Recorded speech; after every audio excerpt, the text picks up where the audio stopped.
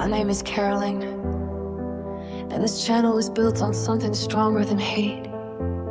It was built on truth, courage, and family.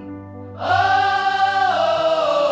They try to shake the ground I stand on. Oh! Try to drown me in the noise.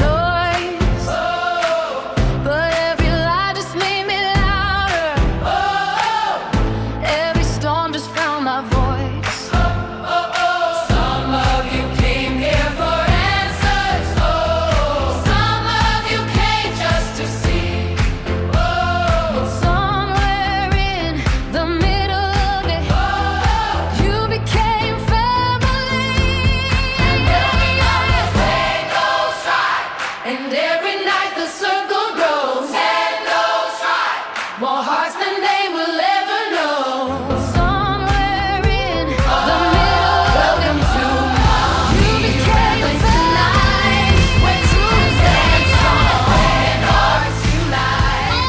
Bring your story, bring your light. Right here we rise and fight.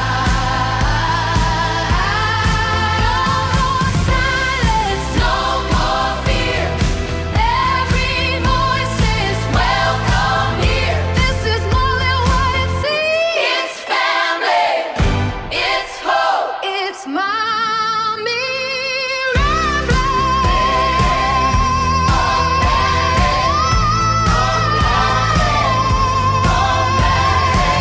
They try to tear this place apart, but they underestimate it hard. Because when one voice stands up tall, 1,000 more will answer the call. Welcome to Mommy Ramblings tonight, where courage burns and hope ignites. Bring your story, bring your light. Right here we rise and fight. Through every storm and every flame, I'll still remember every name. This is more than what it seems. It's family, it's hope, it's mommy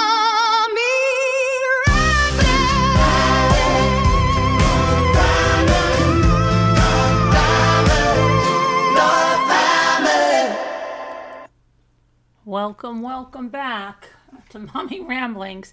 Yeah, I was just about giving up on the internet, and I hope that it stays with us right now. Hopefully it will. Just make sure that I have sound. Come here. Welcome. Yes, okay, good. So the last live, we got kind of through the teacher story. I'm just going to do a quick recap of it. It's a tragic story. I was just about to the part where these kids that were involved in this prank. Now, it was a prank that that they did, like juniors and seniors, and it wasn't something that was done by the school. It was something that was like done in the school by the kids, and it's something that had been done for a few years because they have a Instagram page where they have the teacher's house, that the teacher that was killed. They have his house. He was a math teacher. His wife was a math teacher, very beloved in the school, both well liked. This wasn't because these kids had a gripe. There was a contest, and if you got a teacher's house or if you got an administrator's house, you got extra points. And this happened Thursday. And in fact, the administration went forward Thursday and told the kids not to do this anymore. Okay, I don't know what spurred that not to do this anymore, but they said not to do it anymore. It had strict rules anyway. There was no eggs, there was no paint, there was no vandalism or anything like that.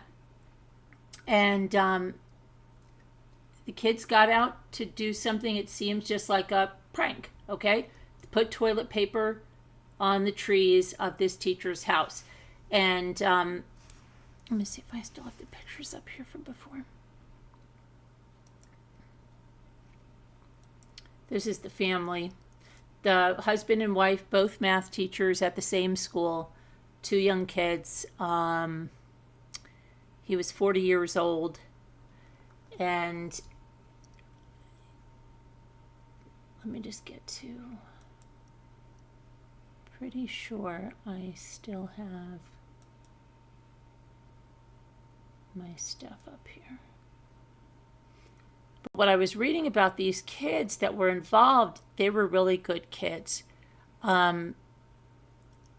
They were good students. They were good athletes. Some of them did missions. You know, a lot of them had social media that had, you know, Christian scripture on it. So it wasn't, this was just like an unbelievable, freak, tragic incident that happened. And what happened was they went there, 5 of them, to do this, you know, do this toilet paper prank. And I don't know whether, see, they lose points if the teacher or whoever, the homeowner, finds them. Now, the teacher may have been goofing around too. I don't know. And like, I got you. I don't know. But whatever it was, when he went out, he slipped and he fell into the road. And the driver of the pickup truck hit him. And they stopped. They didn't go away. The kids stopped. They got out. They tried to give him life-saving care until the paramedics got there. He was brought to the hospital and he died. So, just really tragic. The driver was arrested. They were all arrested, but the driver was being held on $1,000, I think it was $90 bond, and is facing a vehicular manslaughter charge that carries 3 to 15 years. Now, a lot of people are flooding social media about this, saying that these kids or the driver should not get any jail time, that it was a tragic accident. It wasn't anything that was premeditated, planned, or anything. So, don't even tell me my internet. Okay. All right. So, yeah, it's really very tragic. Now, I wanted to get to, this is the driver, Jaden Wallace. He got hit with a slew of charges, including first-degree vehicular manslaughter, reckless driving, criminal trespass, and littering on private property.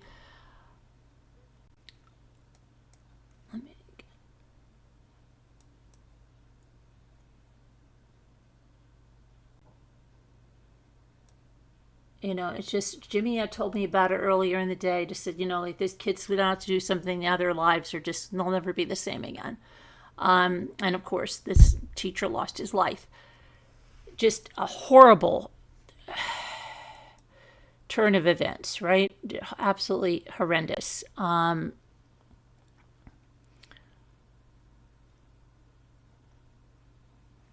Now, the Hughes was also a golf coach for the school district. He was remembered for his love of his family and his dedication to his job.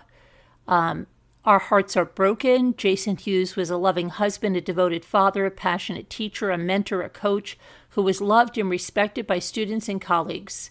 And that's what the school district said in a statement. He gave so much to so many in numerous ways. Our hearts and prayers go out to his wife and his family. He leaves behind his wife, Laura, who is also a math teacher, and 2 children. A memorial for Hughes was held at the North Hall High School on Saturday and attended by the morning students and staff. I think he was connected through a lot of people. I think it's taken a toll on a lot of the community because he was very, very big in the community, said sophomore Olivia Williams. He was very social with people, always at events, and he was always just cheering people on, no matter what the event was.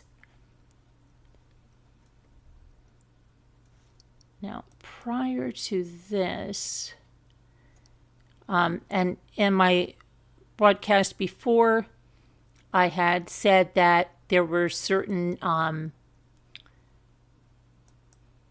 rules, okay, that they did. This was not something that was new this year. It was kind of like something they did. But here's a picture that was on Instagram. This is of the teacher's house in 2023.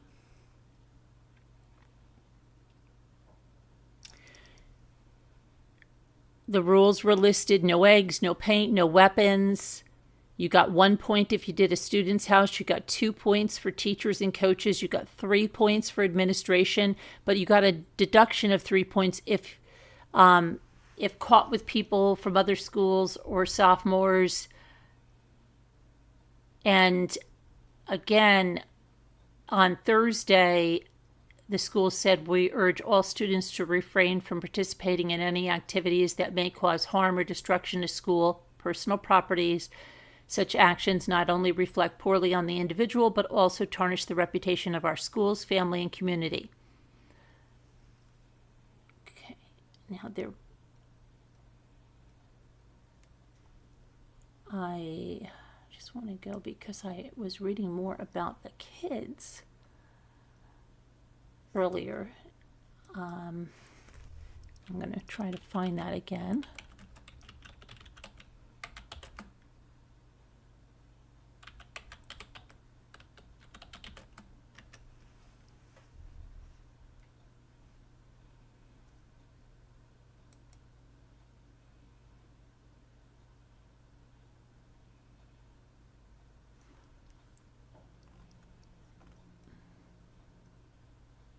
All right, let's see here.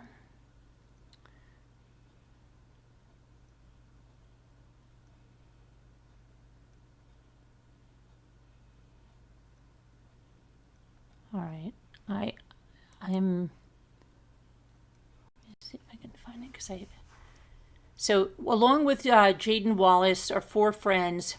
He had Elijah Tate Owens, Aiden Hux, Anna Catherine Luque, and Ariana Cruz. All were 18 years old. Now the rest were arrested and they were charged with misdemeanor, littering on property, and trespass. Jaden, the driver, was charged with the charges I just told you before. In previous years, some pranks during prom season, sometimes referred to as junior-senior wars, have gone too far. The school said, okay, we urge students to refrain, and that was on Thursday. Now,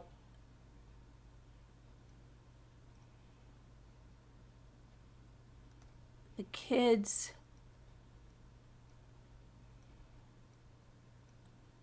like I said, some of them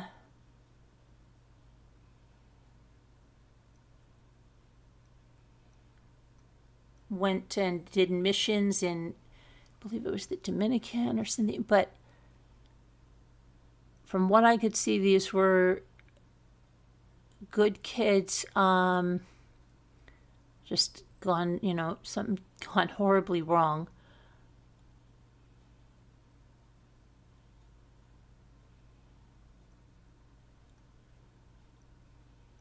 But I know that I read something earlier about how they,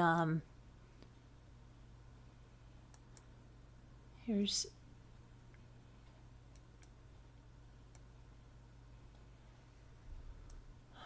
three of the kids. And the girls. But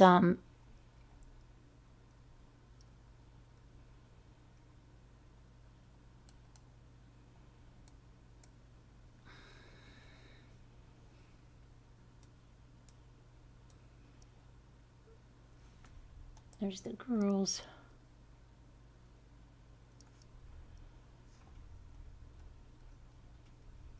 And just know that earlier I had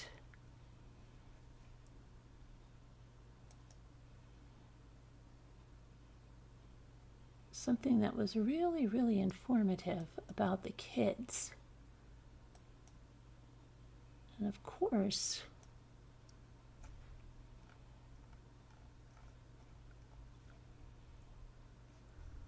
let me just try one more thing and see if I can find it.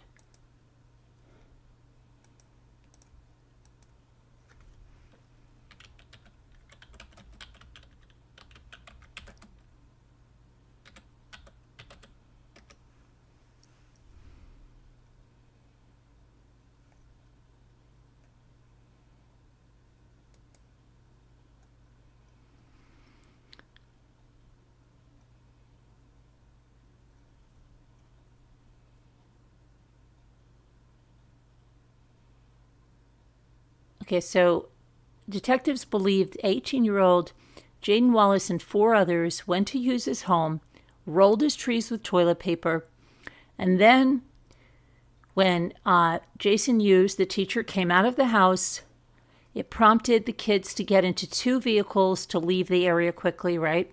However, Jason reportedly tripped and fell into the road and was run over when Wallace began driving his pickup truck. The sheriff's office said that Wallace and 2 other individuals stopped and attempted to provide aid until first responders arrived.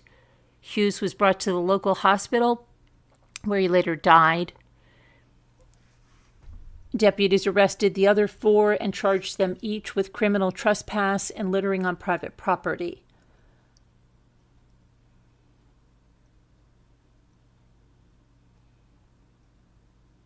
Williams didn't have Hughes as a teacher, but does have his wife as her math teacher. That's the girl that spoke out, Olivia, who just said that thing about grieving the teacher. Now let me see something.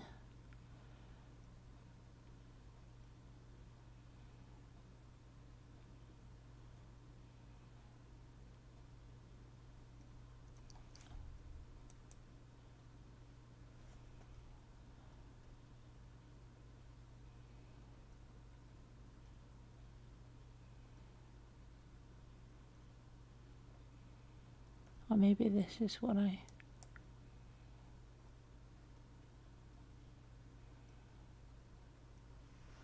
Let me see something.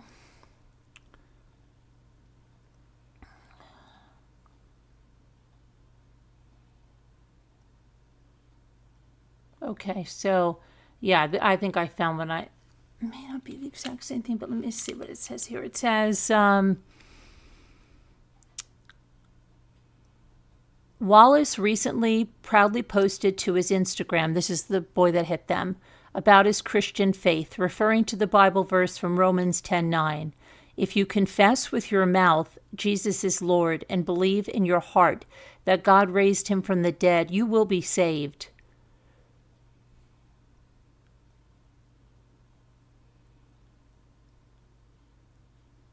The teen's social media accounts revealed them all to be close friends.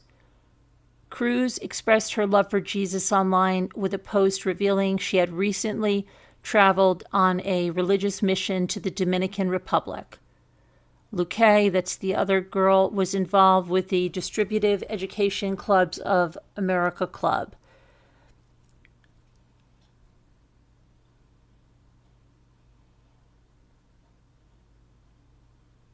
Elijah Owens, Aiden Hux, Anna Catherine Luque, and Ariana Cruz.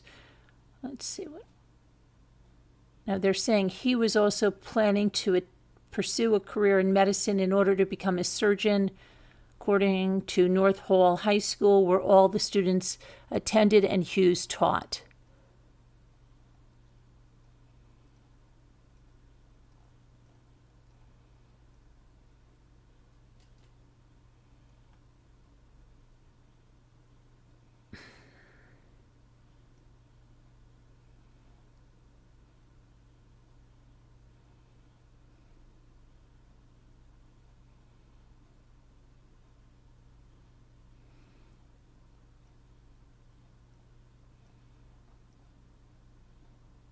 Okay, yeah. So, yeah, it's a tragedy.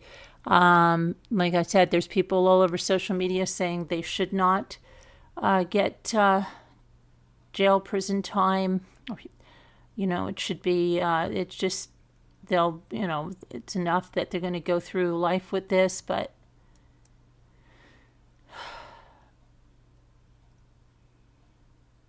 I don't know. There's not a, let me see if there's any more, but from...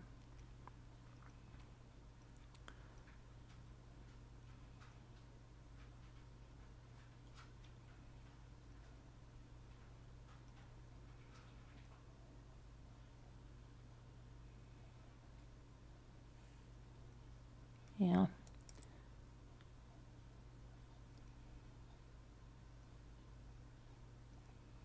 Yeah, so that's just sad, very sad thing. Really, really tragic. Okay, and then let me go back and make sure that we're still connected. What do you guys think? Hi, Space.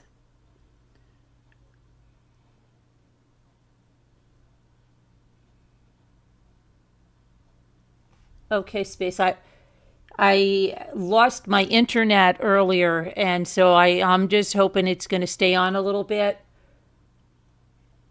Had I been on before, that would have been like great.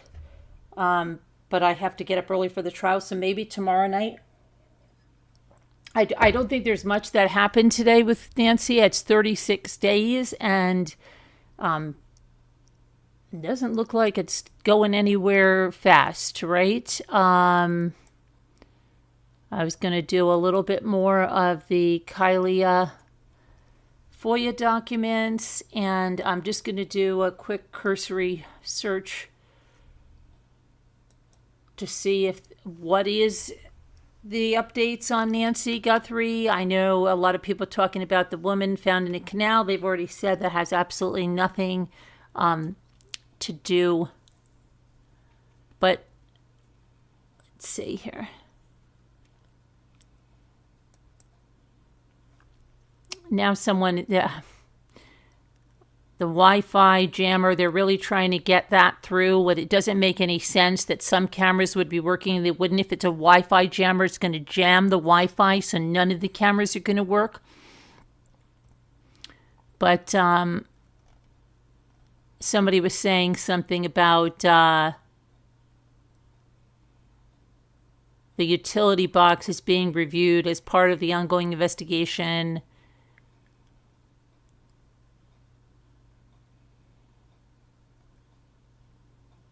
Saying that a damaged utility box. Okay.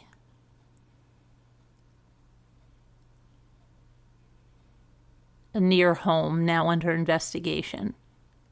Okay. And they're saying that's pulling up the Wi-Fi jammer. The Wi-Fi jammer is not going to damage you. This is like, I'm sorry, this has got like a life of its own now. This is crazy.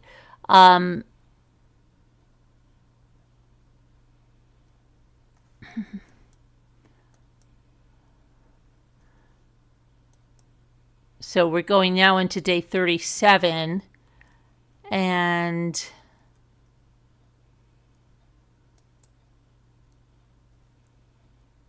let's just see. Saying they've got some unanswered questions. What are the unanswered questions? Let me get an image up here so we know we're talking about Nancy Guthrie. But Savannah is back in New York. If you don't know that, she did go to see her colleagues at the Today Show.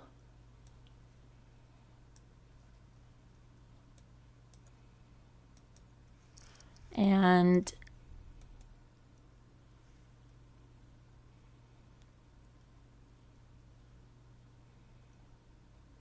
let's see what the latest updates. Okay, for day 36. Going into the 6th week of the search for Nancy Guthrie.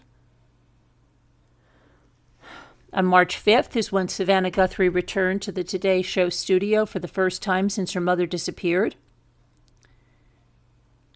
On March 4th, the Pima County Sheriff Chris Nanos confirmed the DNA found on the glove near Nancy's home was traced back to a restaurant worker.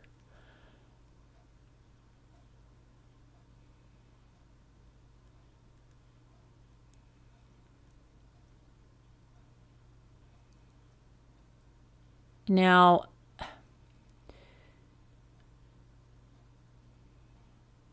the damaged utility box. Okay, here I'm just going to show you this thing because it's, we got to have something. Everything is going to be something.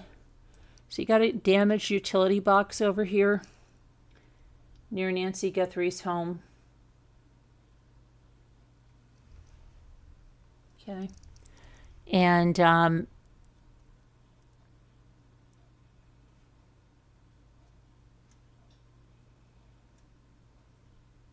Someone says, aside from a Wi-Fi jam or physically cutting the internet lines, what other reasons might Nancy Guthrie's task force be asking neighbors about an internet outage?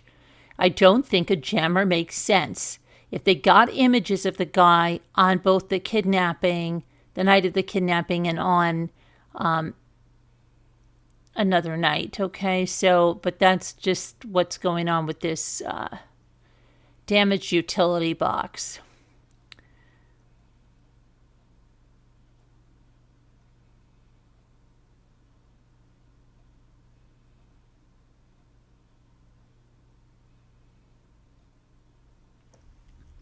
So they say Annie got her car back. Metal detector search. Ring video under review. Still no suspects.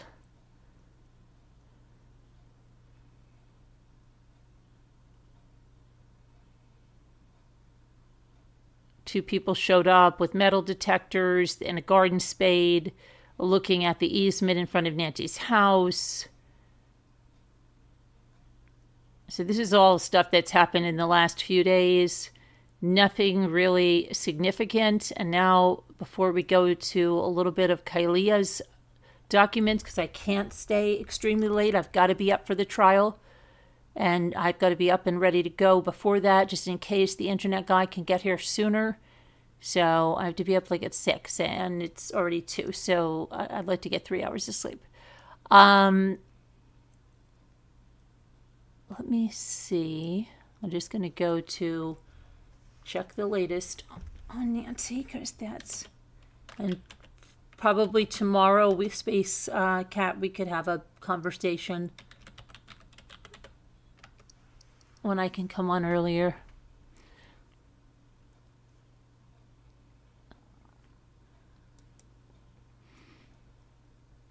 Okay, so...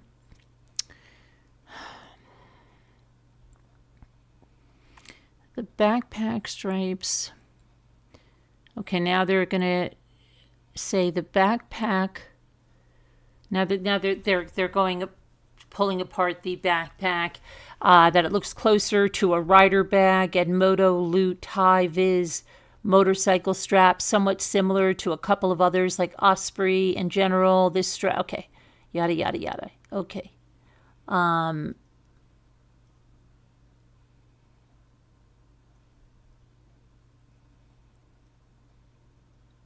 Oh, and the sheriff, let's not forget, yesterday said he has moved past the people that were detained. All right, so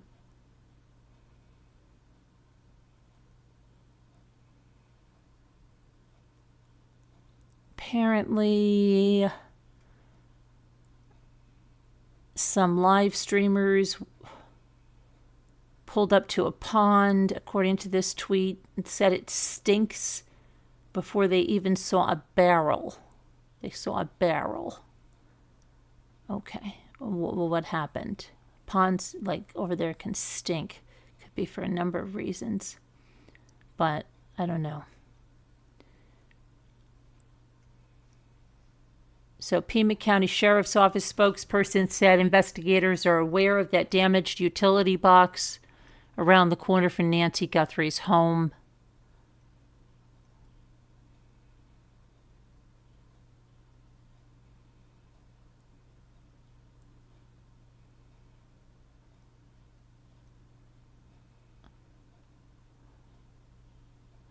Former FBI agent says the public will be underwhelmed when Nancy Guthrie suspect is caught.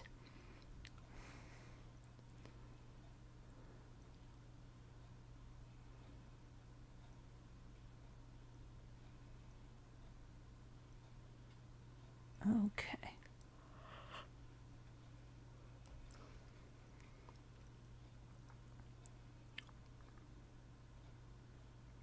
Why has there been no mention of the clothing Nancy was wearing when she was taken? Yeah, I've said that. Her missing poster has no description of clothing. I find that odd. What story are investigators going with? No mention of pajamas she may be wearing, because I don't think she walked out on her own accord. Her cane being there, her shoes were probably left there. It's going to look like she was carried out. And I don't know, they know something. That's my opinion.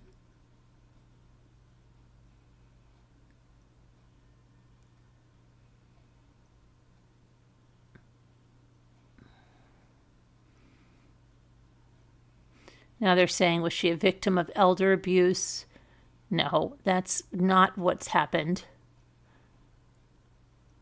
The Adult Protective Services was called because she was reported missing.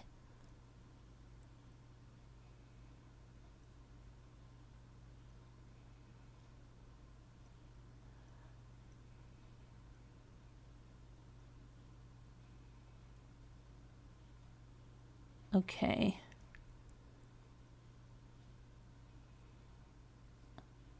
So apparently there is some kind of a barrel floating in it looks like a pond of sludge.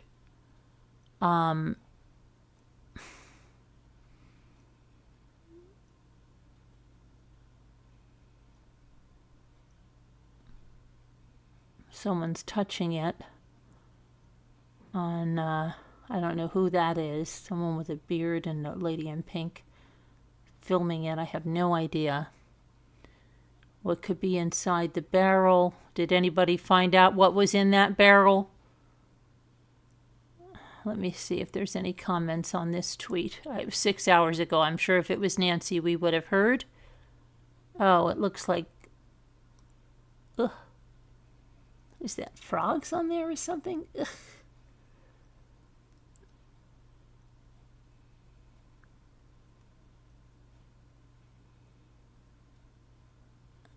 Why is anyone touching it?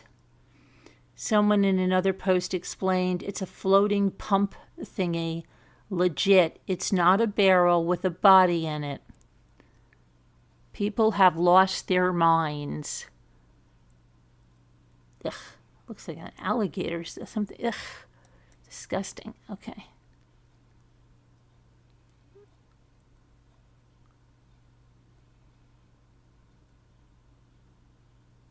Body found at the canal. There's no link to Nancy Guthrie.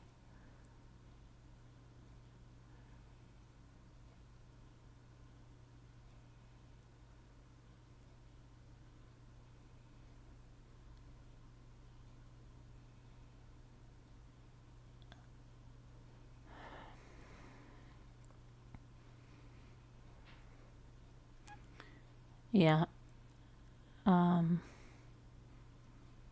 There's nothing.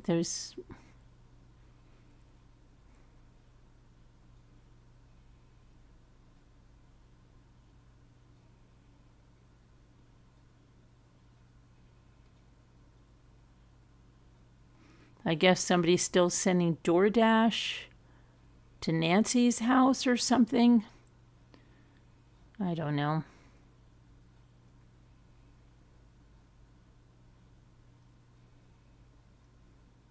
Psychics are stopping by.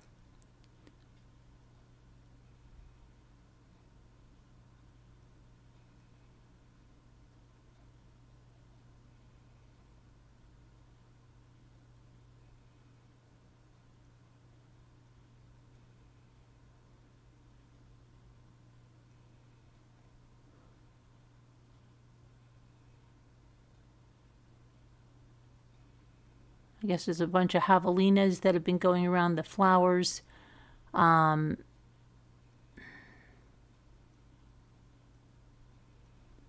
I don't see much else besides I guess the big thing of the day is the damaged box there, and there's a javelina. Oh my gosh, she's so cute, but I heard they smell like crazy. But I know that Nancy Guthrie, I think, got a kick out of the javelinas. He's eating the flowers. Okay.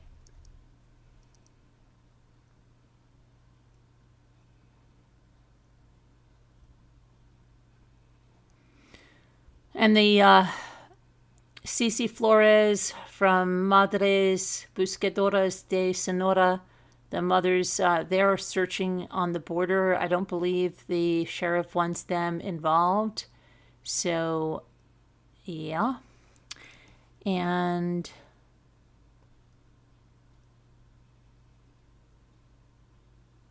now someone's looking at an electrical permit.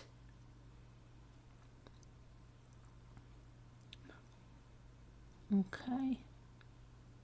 And I know Brian Enton was going on the soapbox about people that weren't journalists that were saying other people were involved, that not. I don't know. I kind of, was kind of a journalist. Not saying journalists are better than anybody else, but I am kind of a rant. I don't, you know what I mean? I don't know. So anyway, that was that. But I find it funny that he's saying that when his colleague, Ashley Banfield, is one that came out charging and was accused of reckless reporting, right? So I find that interesting. Okay, a high-profile investigations take time, says a former prosecutor. What else do we have?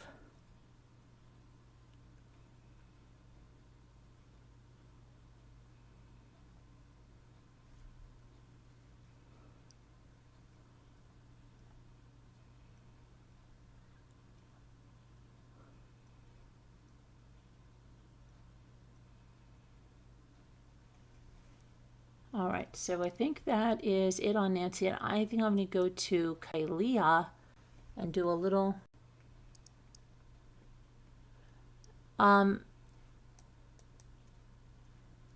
Yeah, I know, Snow, but I have to do a little bit of Kyleah. We'll talk tomorrow. Yeah, Space. It'll be better because we'll have more time. Otherwise, it's going to be like 10 minutes. Hi, Snow Remover. How are you? You have 2 theories that aren't talked about? Well, tell us. What are the 2 theories? What are the 2 theories?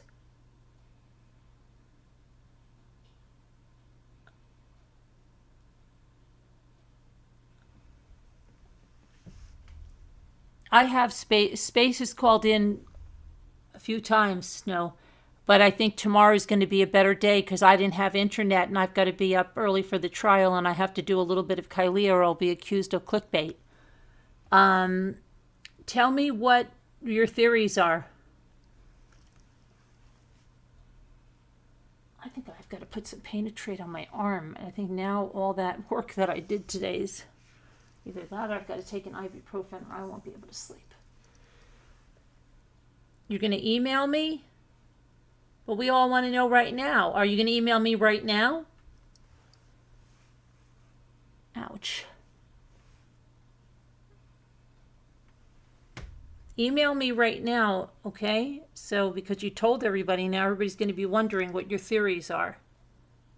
I'm going to get 2 ibuprofen for my arm here. Just hold on a minute. I was lifting and throwing and doing all kinds of crap today. Oh my gosh. What did I do with my...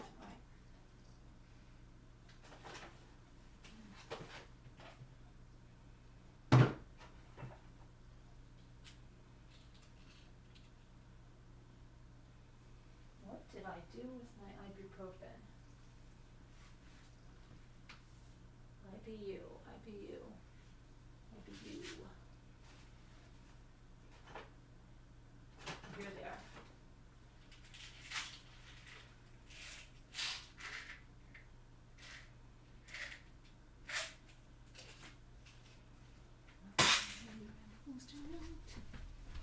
Okay.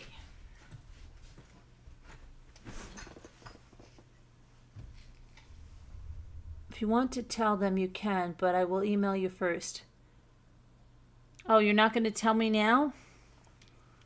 Okay, well. Thanks for telling us. Shoot. Thanks for telling us. No, not nice. That's what we say here, not nice. Not nice. Okay, so yeah. I recently watched a woman who did a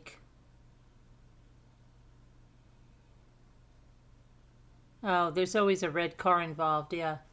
Right, a red car? Okay. You believe that kind of stuff, White Angel? Talking to a spirit box? A static machine?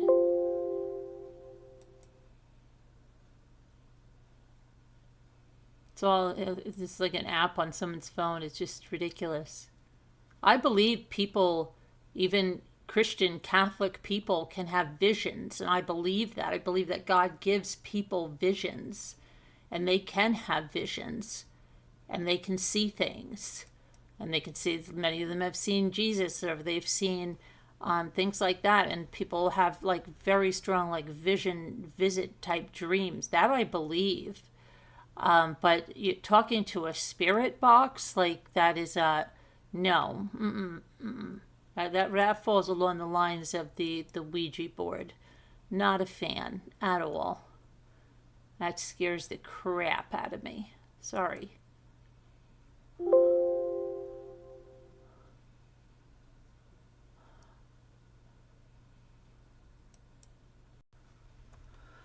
Hi, Chrissy. Okay, am I in the right stream now?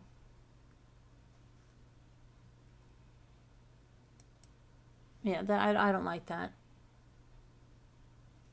All right, so let's so Nancy is not really nothing going on, but let's go to Kyleah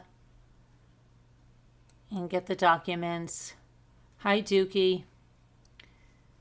And read some more, because this is a really interesting read now, and I'm wanting to see some more of these. Read some more about these interviews that are happening, and I think we were. Let's see here.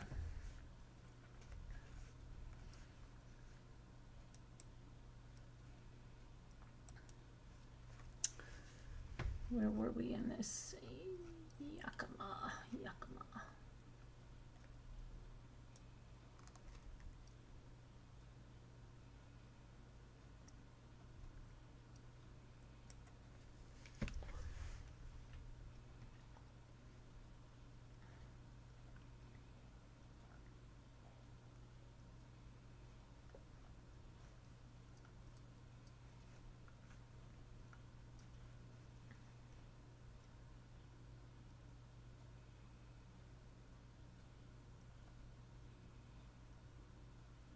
Priestman.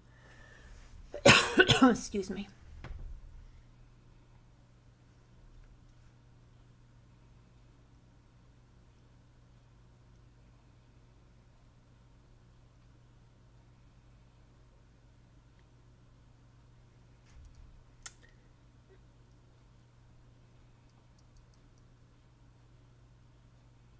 Scott Jacob.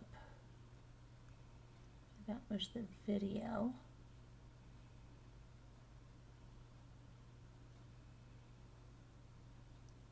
Kyleah was arrested. Okay, Kelly was, the father was talking, right?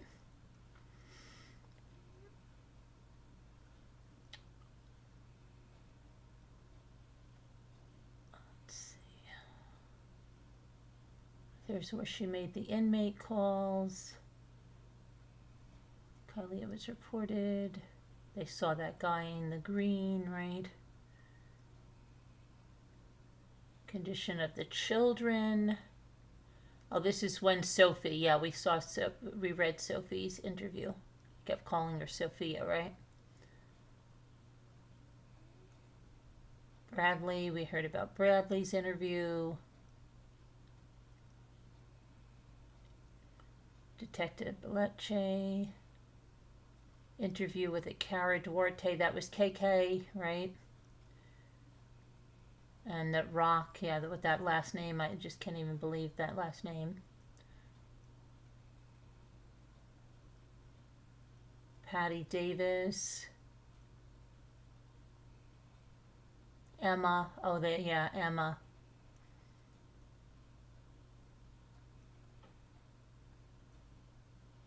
Jackie Quintana. My arm hurts so much. Detective Salinas.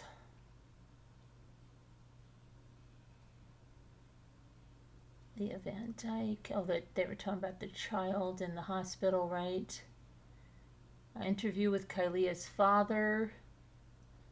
Okay, so we were with the father. I think we finished the father then. I think that's where we were. Kyleah was arrested and transported to the Yakima Police Department. Okay, so yeah, I think this is where, ouch, we were. Kelly waited for his wife as she was still being interviewed. And they didn't know if they wanted the child, if they wanted CPS to give them the child, right? That the 2-year-old. There was a pending call.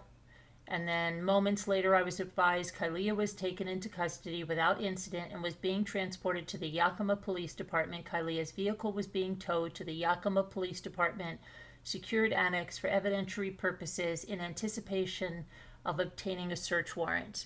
I was in the main detectives division when Sergeant Wisner escorted Kyleah into the detectives division from the back door. Kyleah appeared to be in good spirits. She was in good spirits. As she was singing a song. She was singing a song, guys. And greeted me with a smile and was laughing. I believe Kyleah was singing the lyrics from a television series, The Rookie, called Daddy Cop. Kyleah did not appear emotional. Kyleah asked me if I knew the song she was singing. I told her no. Sergeant Wisner remained in the detective division interview room with Kyleah. Detective DeLeon was assigned the lead detective in this case and advised he was going to interview Kyleah. However, was executing a search warrant at her residence and didn't know how much longer he was going to be. Detective DeLeon advised me he'd be there to interview her once he completed the search of the residence. And during the time, Kyleah said she was hungry and wanted a warm meal. I contacted the city jail staff and requested a meal for Kyleah, and they were able to make these accommodations. I brought Kyleah a dinner from jail. It should be noted I'd occasionally check in with Sergeant Wisner, and Kyleah hardly touched the food. I wonder what it was. They got Chris Watts pizza today. I don't think they got him anything to do. Ouch, my arm. There's a video for further details. I then received a call from a Chloe Johnson on my department-issued cell phone. She advised me that she wanted to provide a statement to detectives and would be en route to our office. Chloe said she had several messages, voice memos, and text messages that she wanted to show me related to Kyleah. Chloe arrived to the police department and I escorted her to an interview room. I informed her that the interview was going to be recorded. I activated the Axon video recorder and my cell phone equipped with the Axon audio recording capabilities. The recorded were activated in 13 hours. Nobody else was present during the interview. I asked Chloe what she knew. She stated she saw a post on Facebook that Kyleah posted and said it was very strange. She proceeded to inform me that she lived with Kyleah from October 2023 to January 2024, and she advised me she knew that the baby passed because she saw the post. When Chloe says post, she's referring to a social media post. She advised she hadn't talked to Kyleah because she wasn't doing the things she should have been doing. Chloe said they all cut her out of their lives. I asked her what that meant, and Chloe said she was sure that Kyleah was using cocaine and it had been a problem in the past. When Chloe saw the post, she called Kyleah and asked her, what was going on, and Kyleah yelled at Chloe over the phone because they hadn't talked in a very long time. I asked her if this was over the phone or via text. Chloe stated it was Facebook Messenger and started looking through her phone at that time. As she pulled up the messages, I asked her if I could take photos of the messages. Chloe allowed me to take the photos. Those photos were later downloaded into Axon. One of the messages was that Kyleah walked into her dead child. Chloe also stated Kyleah sent her multiple voice recordings. After reading this message, Chloe called her. Chloe confirmed the baby passed away. Kyleah confirmed she was dead. Chloe then showed me a post that Kyleah made on Facebook. The message was posted 3 hours prior, approximately 900 hours. Chloe said it was weird, and she knew something was wrong, so she called Kyleah. Chloe asked Kyleah what happened to the baby. Kyleah said the baby passed. Chloe said she didn't know how the baby passed.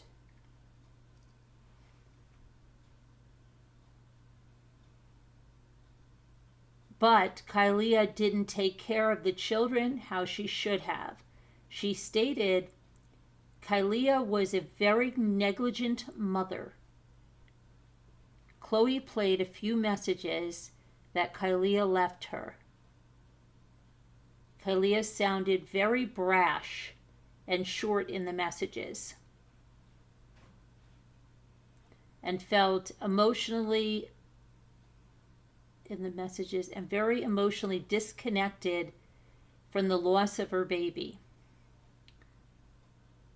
Kyleah would then cry briefly and then continue in a normal, non-emotional tone.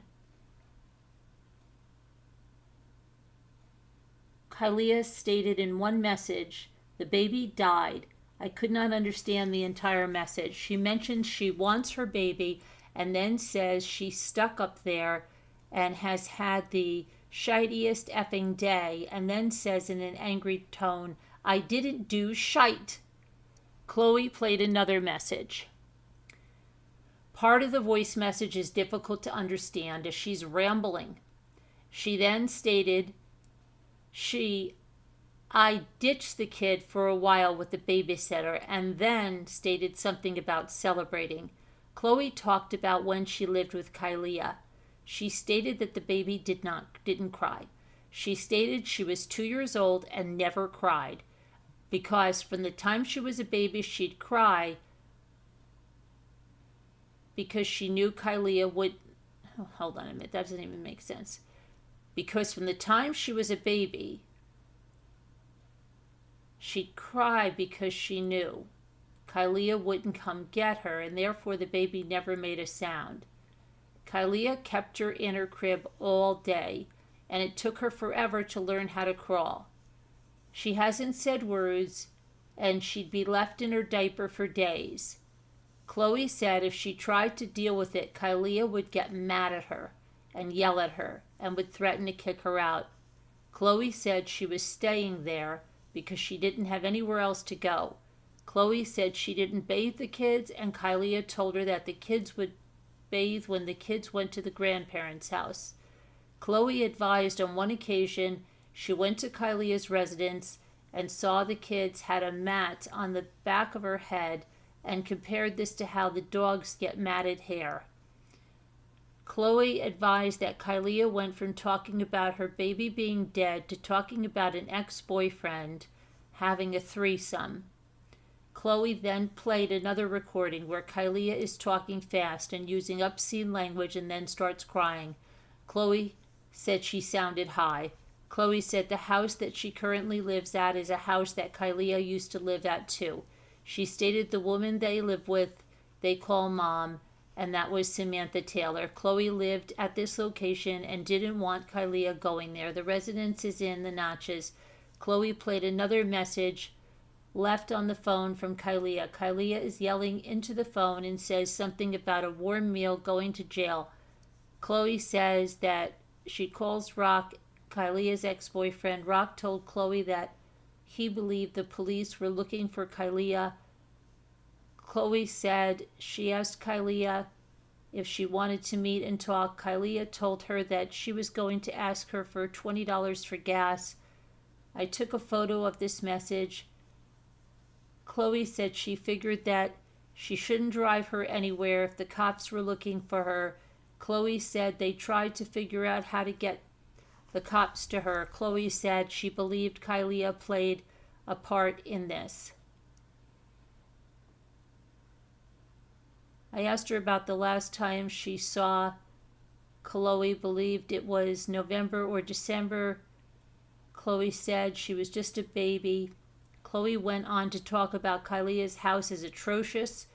Chloe said Kyleah had 14 cats at one time. When people would come over, she'd put them outside. Chloe said they'd urinate and defecate all over the house. Chloe and Kyleah also had a husky dog that she had in the backyard.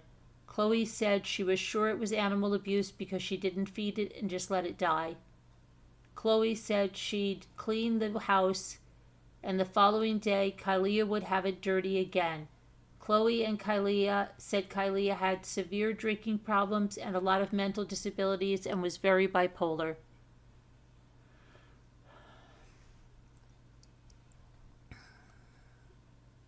Chloe asked me about the child and when she was found. I told her that the child was found this morning and Kyleah called it in. Chloe said from what it sounded like she was out with friends. I asked her who told her that Kyleah was out with friends. Chloe said Kyleah told her. I asked her if Kyleah told her specifically who she was with.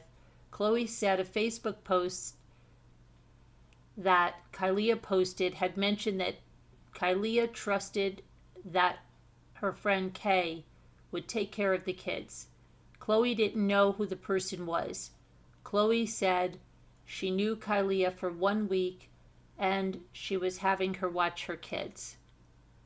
Chloe then continued talking about Kyleah being at Squaw Rock. Chloe said if she would have given her $20, then she would have put gas in the car and left. So she called the police to go up there. She advised the police arrived before her. Chloe stated whatever Kyleah deserves, she gets, and calls her neglectful. I asked Chloe how many times CPS went to Kyleah's house. Chloe said she believed at least 4 times. I asked her why CPS went out there. She said she believes her mom filled the original CPS reports. Chloe said she told her mom that she didn't make sounds and sits in her crib all day. Kyleah would keep her in a room, door closed, and she only had 1 stuffed animal and would wear the same clothes for days. The house was never clean and bottles of alcohol everywhere. Chloe said CPS was willing to help. Kyleah told CPS she wasn't going to quit smoking marijuana and she was underage. CPS gave her a lockbox to secure her marijuana. CPS brought her a vacuum cleaner and food vouchers. I asked her if CPS ever looked at the babies. Chloe said she wouldn't let them in the house. Chloe said she didn't know how to get a hold of Kyleah's parents, but told Rock, the ex-boyfriend, that Kyleah was going down a destructive path. Chloe said Kyleah would always have random people and druggies in the home all the time. She advised random people would talk into the apartment. Kyleah would have parties and do coke in the kitchen where the babies were in the room. Chloe said they'd go visit and the baby would be sleeping all day. I asked who would feed the babies. They got fed when Kyleah would get up from doing what she did that night before. Chloe said the kids didn't cry because they knew Kyleah wouldn't come. Chloe said they went back and continued talking about meeting up with Kyleah at Squaw Rock. Chloe said she sent Kyleah a message and asked her if she wanted to pick her up or she wanted cash.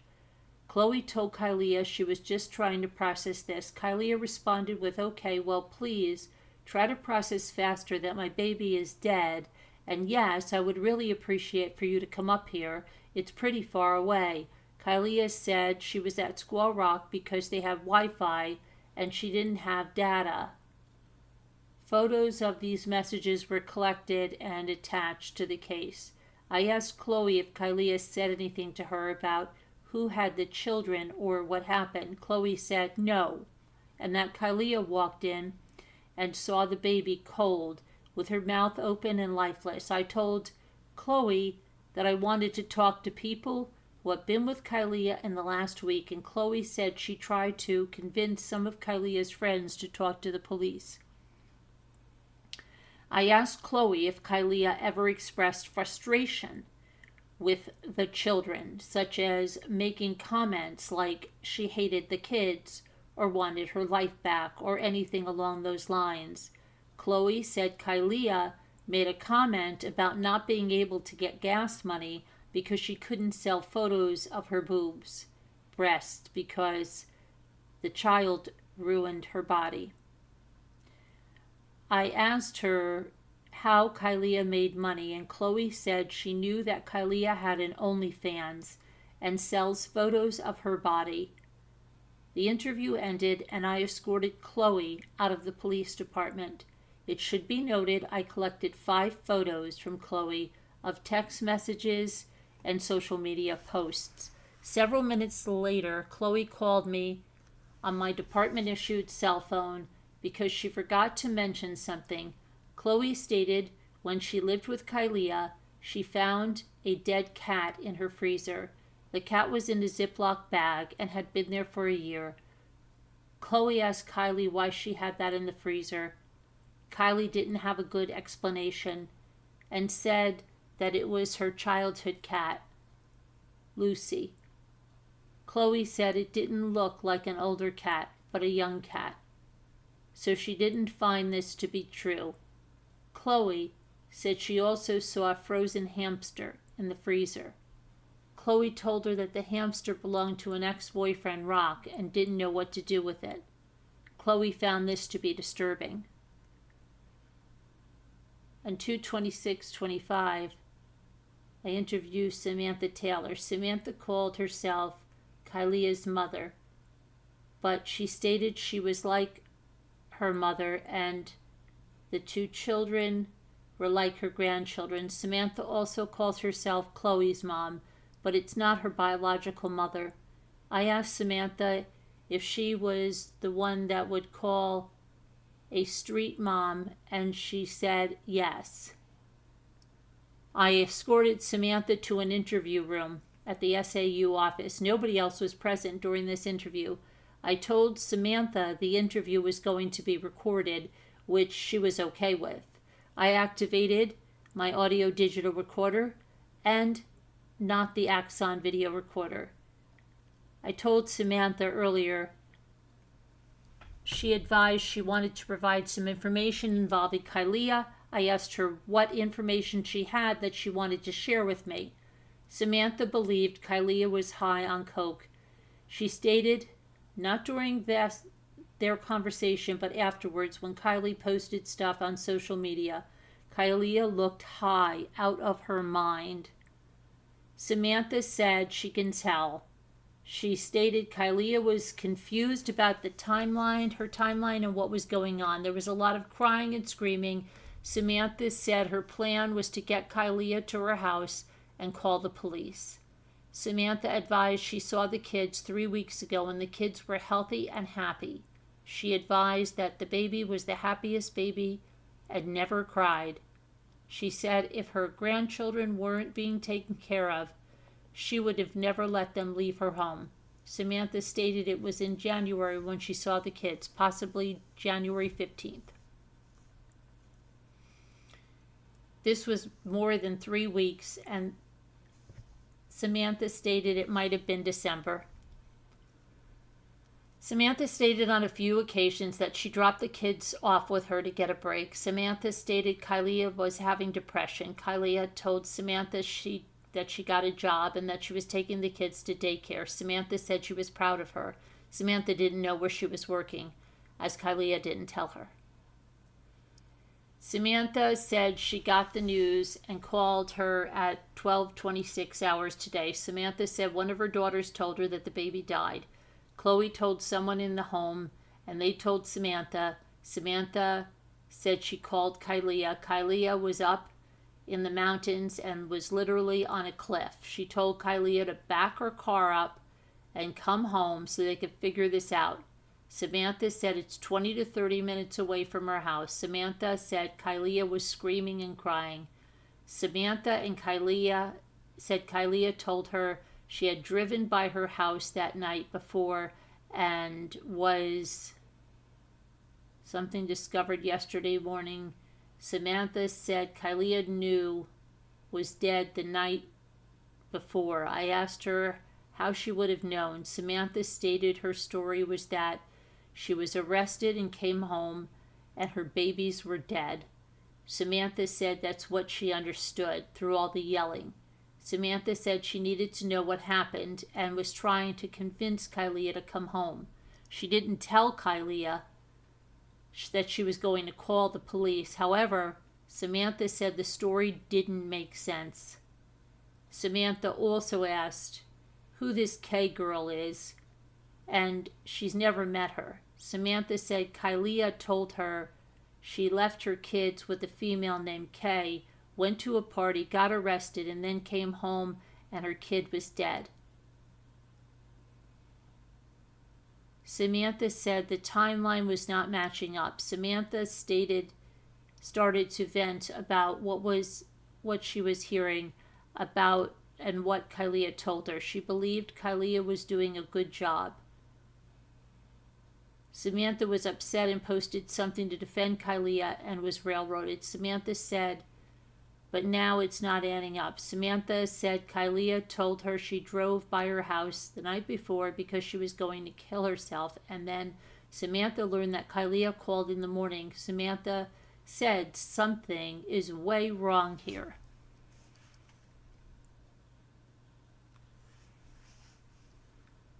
Samantha had questions about when Kyleah was in jail. She stated Kyleah told her she was arrested and in jail for 3 days. She advised it was hard to understand her because of the screaming. Samantha said Kyleah said this before she got high. Samantha said she's known Kyleah since she was about 13 or 14. I asked Samantha why Kyleah didn't call her from jail. Kyleah told her they were with the babysitter. I asked her who the babysitter was, and she stated it was Kay. Samantha looked for this Kay person on her social media. I asked her if Kyleah was seeing anyone. Samantha said not that she was aware of. Samantha advised Kyleah had an OnlyFans page. This is a sex site. Samantha said she told Kyleah if she did OnlyFans in front of her kids that she'd break her face. Samantha said she knew there was a lot of in and out activity. When Samantha went to the house, it was always clean, but from what others say, it wasn't. Samantha received a text message from Kyleah. The message was from Kyleah at 12:41 hours. It talks about Kyleah trying to come up with gas money at the time, but she can't think about showing her boobs at that time for anything or looking at them or touching herself. So if she could get Chloe to add 20 to her 10, then she'd pay her back later. Samantha didn't like this message. Samantha played a voicemail. Kyleah is crying and it's difficult to understand everything. Kyleah makes a comment about banging her head on the wall because she felt like something was wrong. Samantha stated Kyleah was getting high in the voicemails. Samantha believed Kyleah was sniffing more and more as she progressively getting high. I inquired on how Kyleah was able to get cell phone service while up in the mountains. She stated the cliff that Kyleah was at had some service. She advised Kyleah video called her and she saw the car partially off the cliff. Kyleah promised that she'd go to Samantha's but needed gas money. Chloe told Samantha she couldn't wait and had to call the cops.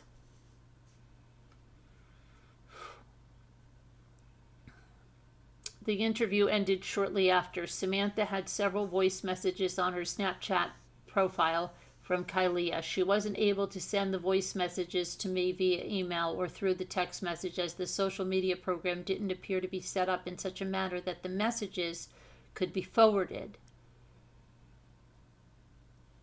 I'm not experienced with downloading media from Snapchat, but Samantha was very cooperative and stated she'd keep the messages on her phone if the police need them again.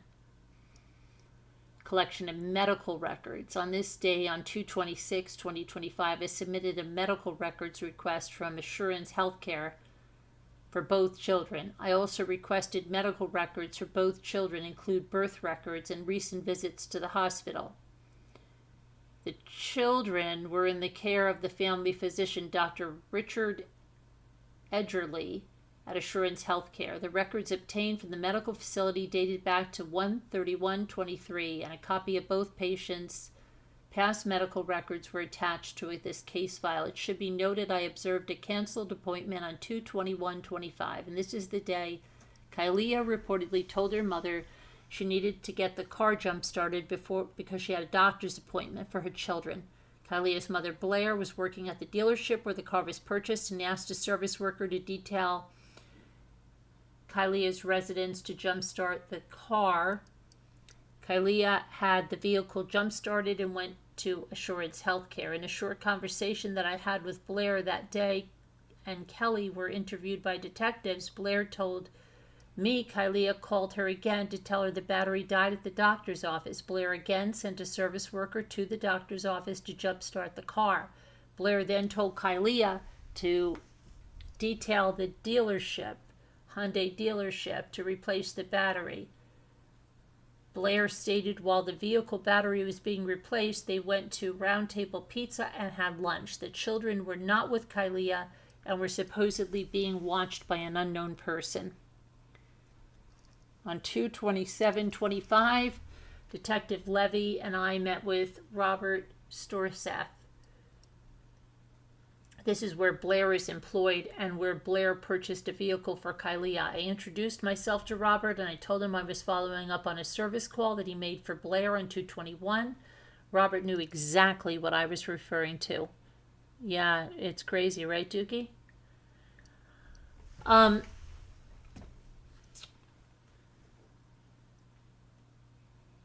Robert said he jump-started Blair's daughter's vehicle. I informed Robert that I'd be recording the statement. I activated my digital recorder at 10:10 hours. Robert said he was told by Blair that her daughter's vehicle was dead and wanted to see if they jump-started as it was located just around the corner. The general manager volunteered Robert to detail the location to jumpstart the vehicle. Robert advised it was not far from the dealership, but didn't know the address.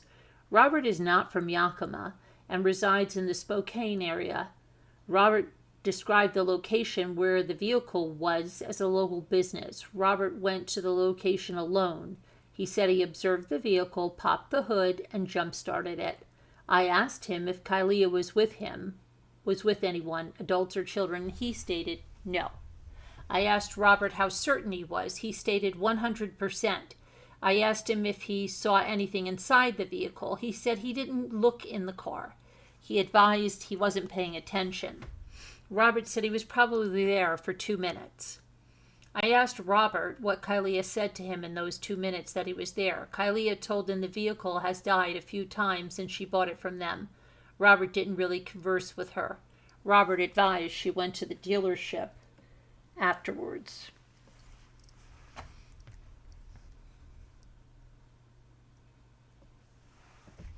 I asked Robert if he saw Kyleah again after she went to the dealership, and Robert said no, and didn't know who checked her in.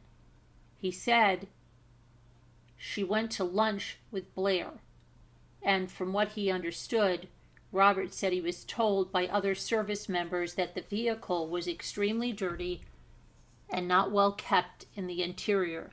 They called it nasty and gross.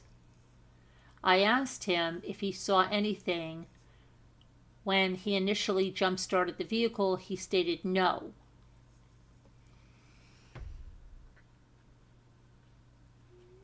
While at the dealership, he retrieved the check-in data, which included the date, time, last mileage, current mileage, exterior photos. I collected 5 photos from the dealership. The photos have been attached to the Axon case file. It should be noted that other employees who jump-started the vehicle at Kyleah's residence the first time was not working that day, the other individual, and efforts will be made to interview him.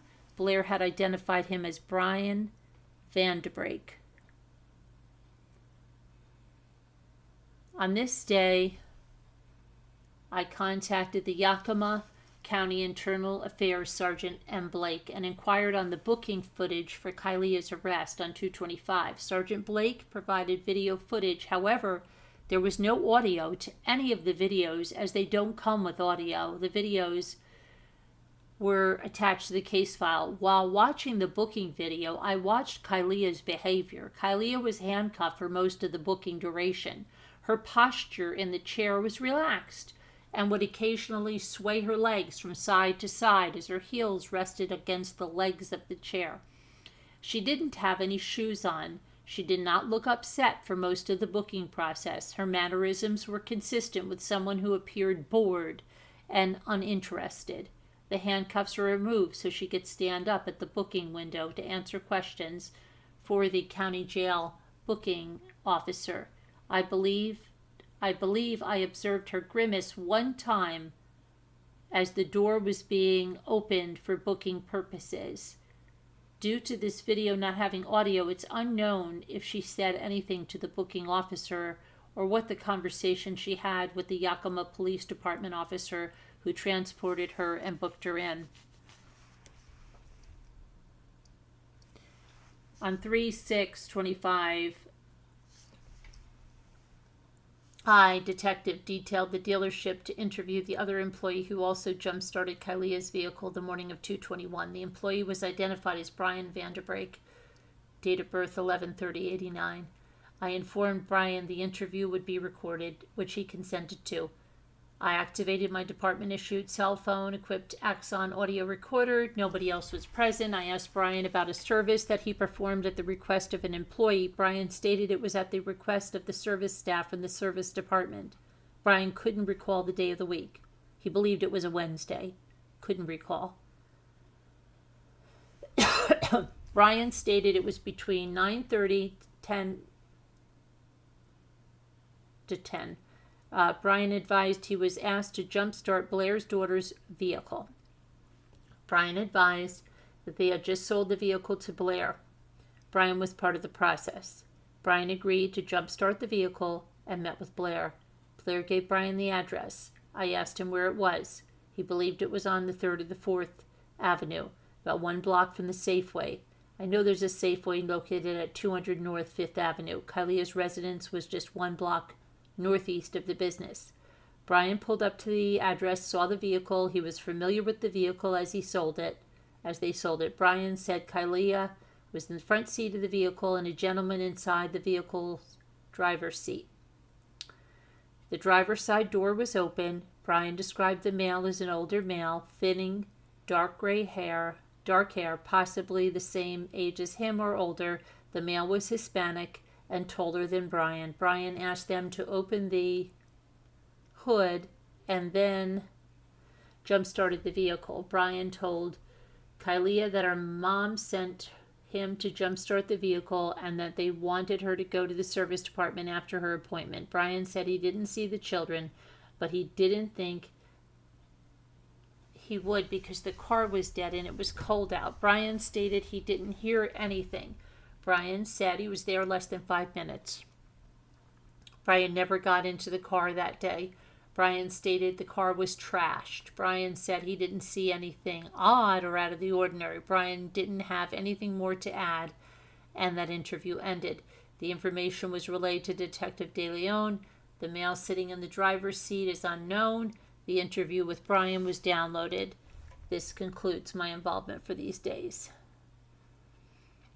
We have Erin Levy. Let's see. She contacted Jackie Quintana, the paralegal in the victim's witness unit at the Yakima prosecutor's office. I inquired whether Kyleah has placed any more phone calls from the jail since the 3 phone calls placed on 3/5. Jackie Quintana is an authorized user of the Yakima County Jail recorded inmate telephone system Securus, and she's able to search for completed calls. The first call she placed was to her mom. During this call, Kyleah asked Blair for Sophie's number, which Blair provides. The next call was placed to Sophie at 13:33 hours. Immediately after that, Sophie asks what the F happened. Kyleah tells Sophia she's not allowed to say anything. Sophia asks her, why did you do that, Kyleah? Why would you leave them? Kyleah denies leaving them and tells her that there is more going on she can't talk about. Sophia then says, Kyleah, be effing honest with me. Did you leave them with the babysitter or not? Sophia then asks Kyleah who the babysitter is, and Kyleah says Kay. Sophia tells her that doesn't make any sense, that she is being charged with manslaughter if there was a babysitter. Kyleah again says to Sophie that she can't talk about anything. Sophia tells Kylie that nobody believes that there was ever a babysitter and that she is getting blasted on TikTok. Kyleah again says she can't say anything. There are private investigators investigating what happened. Sophia tells Kyleah that she got a tattoo with the baby's name on it, and Kyleah cries, telling Sophia that she misses her baby. There are long pauses of silence from Sophia. She then confronts Kyleah, saying that she never thought that Kyleah could do that and cannot believe that she would be able to do that. She then states, I really hope there is an effing babysitter, and Kyleah says there was. Sophia makes a statement that if there wasn't one, she is not taking responsibility and that it sucks. Kyleah then claims that she has cancer. Sophia then asks why she would have a babysitter when she was at the house. Kyleah said she was out of town in the Tri-Cities. Kyleah then explains to Sophia she went to McDonald's and got arrested. When she got out of jail, she went home and found the baby was dead. Kyleah was released from jail on 2/24/25. 16:30 hours, and did not call the police until 7:30 on 2/25. She said she called the police to get the kid so she could go take her life. Sophia then confronts Kyleah with the fact that she had been malnourished for a few weeks and then asks her why she was not feeding her. Kyleah replies, that wasn't the case. Sophia told her the doctor stated that the other child was malnourished for a few weeks, and Kyleah said that they were already sick and that she left that week. Sophia ended up telling her that something herself to believe that she could do this to her kids and asks when her visitations are. Kyleah asks Sophia for her address and Sophia provides it for her. Sophia tells Kyleah that she just needs to be honest, because if she isn't, she's going to get in a loop of lies, because you're, Kyleah, pretty good at gaslighting and manipulating and not too good. But to just be honest, Kyleah then asks Sophia to get a hold of her boyfriend for her, and Sophia asks Sawyer. Kyleah tells Sophia that she will call her back. The next call Kyleah makes is to Sophia Cunningham and asks Sophia to get the word to her boyfriend. Sophia tells her that she does not even know Sawyer. Kyleah says, ew. She says, not Sawyer. Sophia seems confused because of her last call and the mention of Sawyer. Then Sophia asks her who her boyfriend is. Kyleah responds, Kendred, and then explains his Facebook profile, says his name is Kima. Sophia tells her that he was not popping up as a friend on the friends list. Kyleah then talks about her missing kids, but she can't talk about them because there's a lot going on behind the scenes with the private detectives. Sophia tells Kyleah that she has been talking to detectives and that they were really putting together a case against her for neglect. Sophia tells her that the baby was malnourished and it had been going on for more than a week. Kyleah again makes an excuse that it was because she had been sick, and then Kyleah, had to go to Tri-Cities to see a friend who had cancer, and Melly had miscarried and was stuck over there for 2 to 3 days. She said she came back, got arrested at McDonald's, had court in the morning, and that she can't get it out of her head. Kyleah states that she feels like her life is over. And Sophia tells her that if there was a babysitter, they will find the babysitter and they will be charged with the murder, not you. And you will get out of jail. Sophia then states to Kyleah, have you tried to plead the insanity card? Kyleah makes a statement about not knowing what the babysitter would plead. And Sophia corrects her and says, no, you're insane. Kyleah's response, I'm not insane though. Sophia responds, but you should try to plead that. Kyleah says it's something for the lawyers, but states that she does suffer from postpartum psychosis. Kyleah tells Sophia that there is a restraining order with someone. She doesn't say their name. After Sophia brings up her name, the next she calls is her mother, Blair Quinn. During this call, Blair tells Kyleah about the medical coverage on the case and what is being put out on social media. Kyleah tells Blair that she has a good lawyer and private investigator on the case and that the police talked to her without the lawyer. She went on to say they took the detectives off of the case and that she did not get a lawyer when she was questioned and that was illegal. Blair explains to her that she could have said that she was not going to answer any questions without a lawyer, but they can. Kyleah then states that the police manipulated the hell out of the situation. Blair says that there was a dead baby and another almost dead, and that people are outraged. The next call she places, she calls a female on the line, Mom, and she is in California. The woman is upset that Blair and Kelly have the baby, I guess, and blames them for the way Kyleah turned out. She accuses them of locking the cabinet so Kyleah could not access food and leaving Kyleah home alone. Her mom then tells Kyleah that she knows that you didn't want that, and Kyleah responds with, I didn't want what happened to happen. Kyleah brings it up that it is nationwide, and her mom tells her that it's going to be hard for her when she gets out of prison. Kyleah asks for her mom's address so she could write to her, and she gives her name, Alicia Lopez, and gives her address in California. They talk about tablets, writing letters, and how long it takes for letters to get there. Alicia then states, give me the address. I'll still write you, even if it takes forever. You will probably be there for a long time. You know what I mean, like when you're fighting your case before they send you to prison. Alicia stated that she knew that Kyleah was struggling for a while.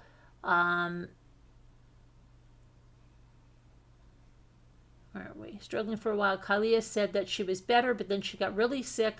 I left them with a babysitter. Then she came home and found it, and she wanted to die. Alicia reminded her not to talk over the phone. Kyleah gives Alicia her address to send letters. The next call is Alicia Lopez. They talk about the amount of coverage in the situation is getting on social media. They talk about the illegal questioning of Kyleah after her arrest. Alicia tells Kyleah that she will support her through this and states that she knows that Kyleah did not want this to happen. Kyleah responds that she can't believe people think she wanted this to happen. It sounds like Alicia is trying to get Kyleah to understand what her future might be like. She tells Kyleah that it's very possible she's going to be in there for a while. The next call is to Blair. There's no pertinent information. Blair, Kelly, Blair, no information. Okay. This is... let's see. On 225, I assisted Deputies De Leon and Grenwald with the execution of a search warrant. They used the Faro scanner. The building was a duplex with number A on the outside and number B on the north. The residence was, okay, this number B is hers. As I enter residence B, there was an overwhelming odor of decomposing material.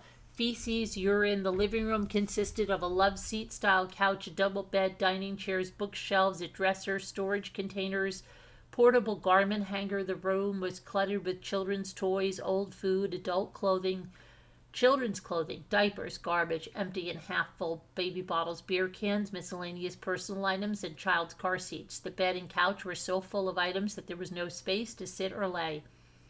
The north wall had been drawn on with red ink. While walking east through the living room, I felt the floor was sticky. I entered a common room that seemed to be a wide hallway that accessed a small bedroom on the north side and the kitchen on the east end.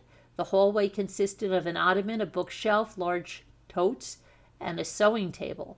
I observed boxes filled with miscellaneous items, children's toys, personal items, canned food, folding chairs.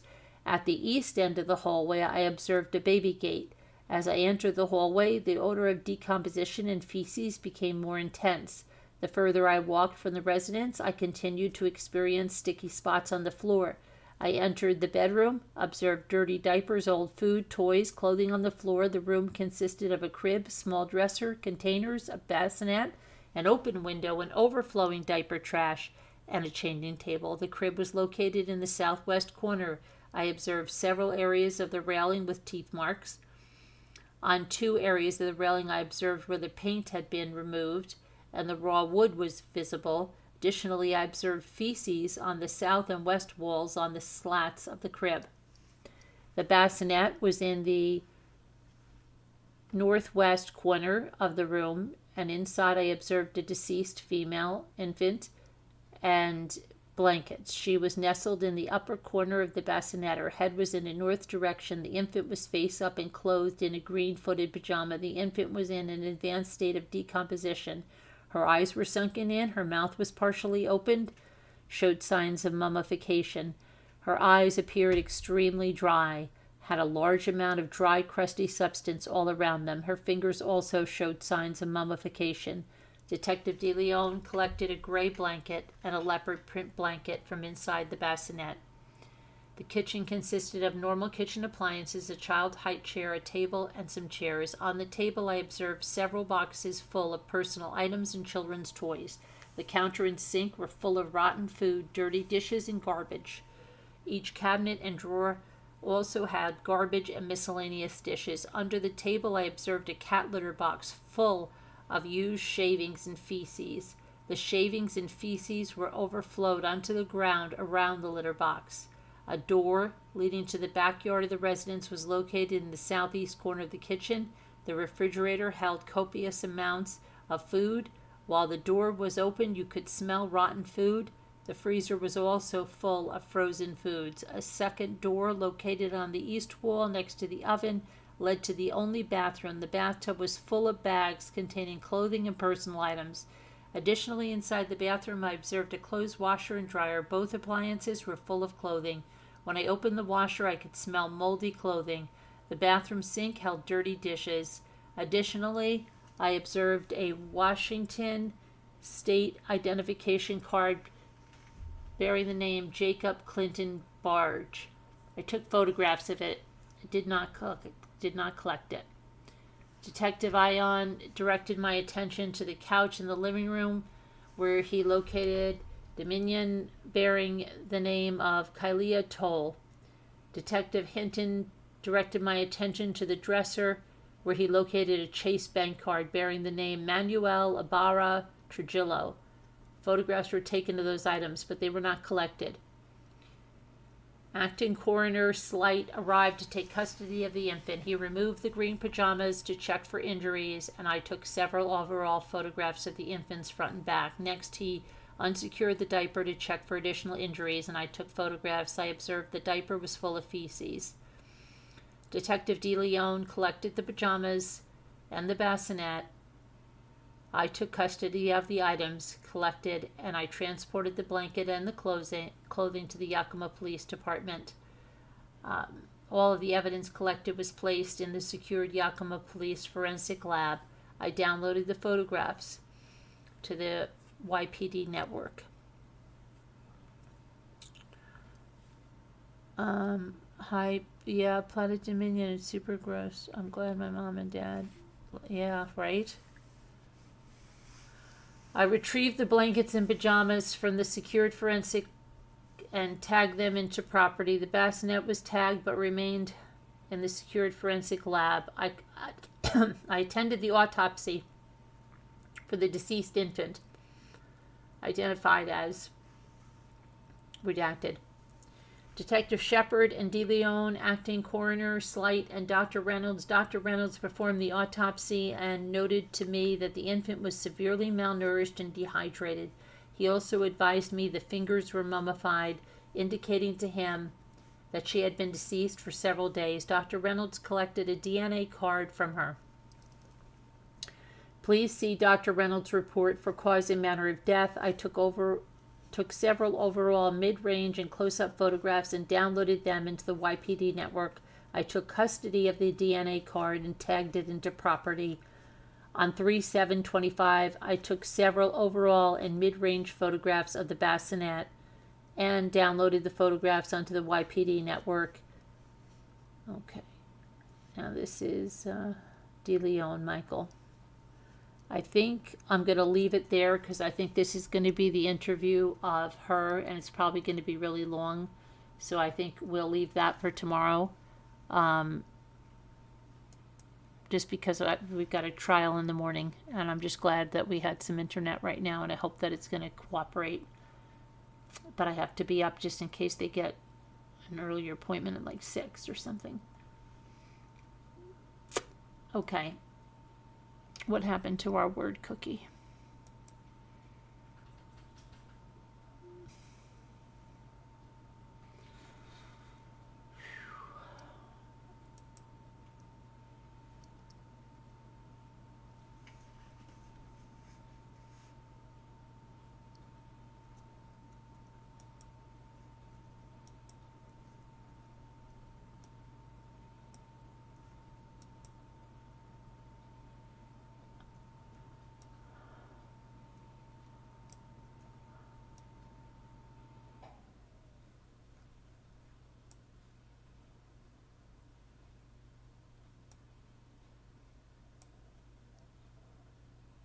Hi, Dana Marink. How are you?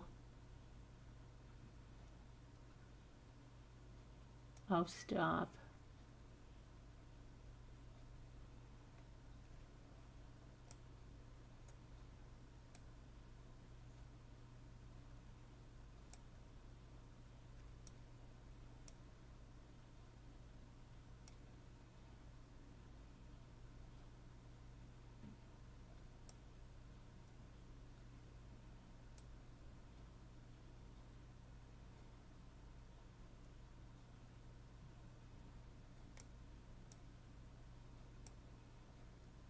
Vessel. Very good. Vessels. And you said vessel.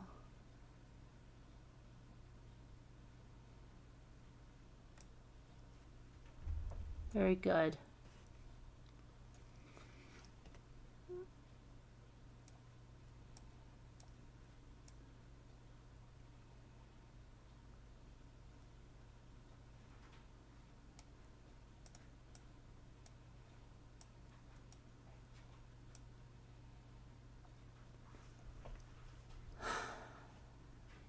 Right, vessel and vessels.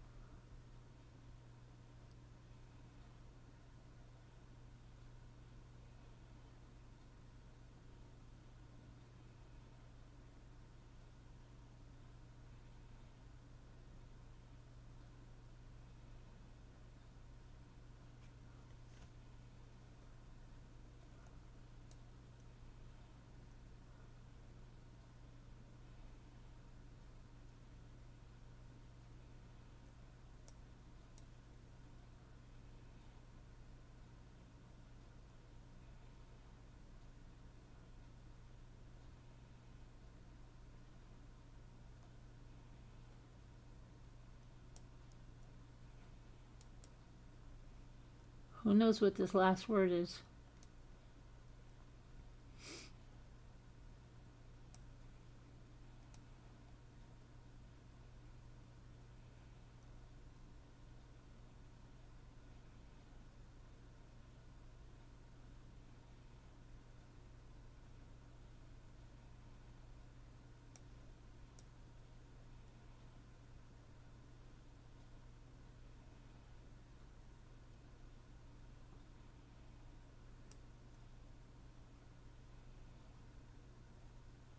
Hi, Heart. Here we got Vessel. We need this one now.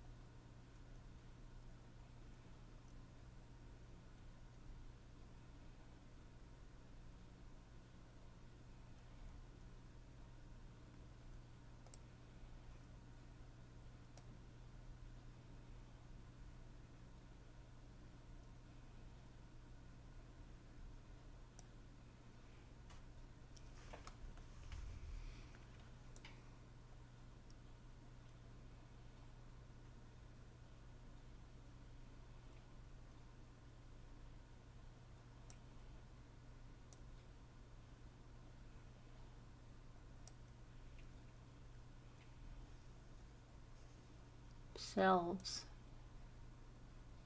Oh yeah, that's probably it. Okay, hold on a minute. Very good. Oh yay, we did it. We can go to bed now. We can go to bed now.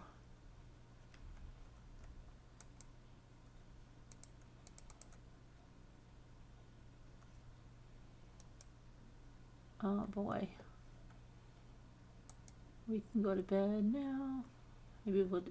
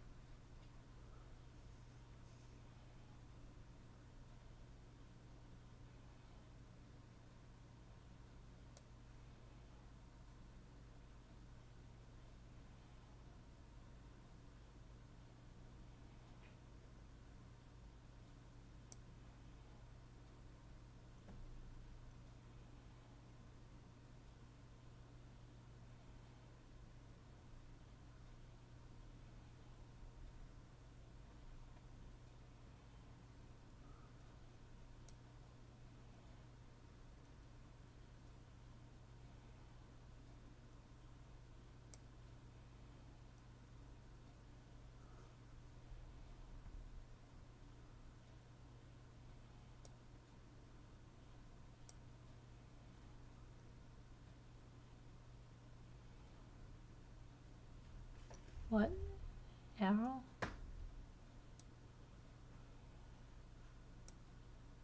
An extra word.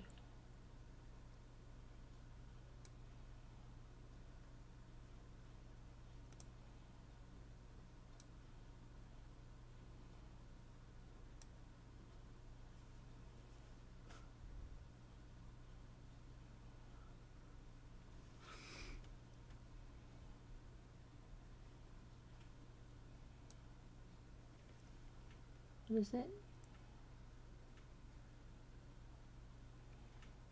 There's not... Are those 3 L's that you have? There's only 2 L's. I think I just did that, didn't I? This heart? And I don't think it was there. Yeah, not there.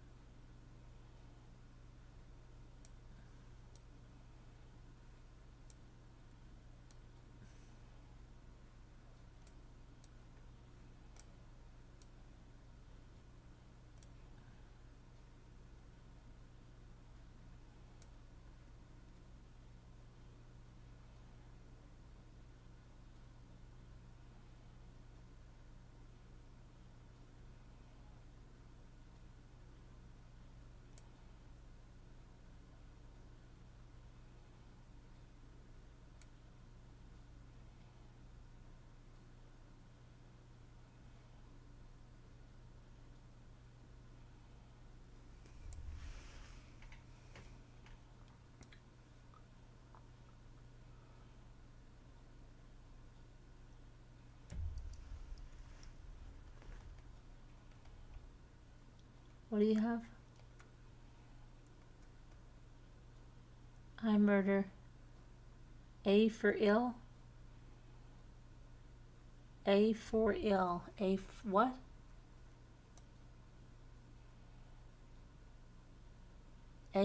What? Oh, a far. Very good. Oh, and then ill. Okay. It looks like you said A for ill. I'm like, what? I murder.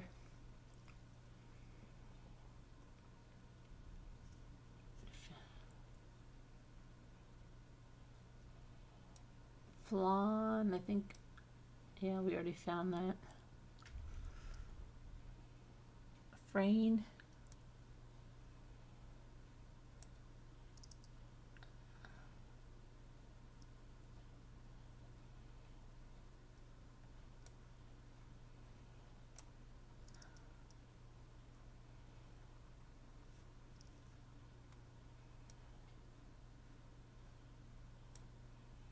Extra word.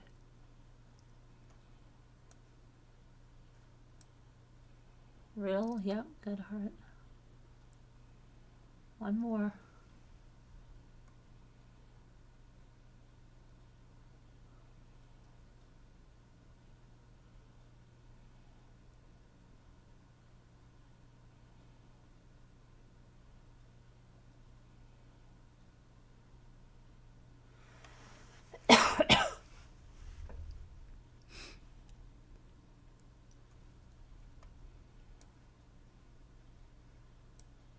I got it. Frill. Did you guys get it? Oh, you got it. Heart. Frill. And Murder got it too. We all got it at the same time. Good for us. Well, here's a short one. Might as well just do a short one. We really shouldn't, but we'll see if it's...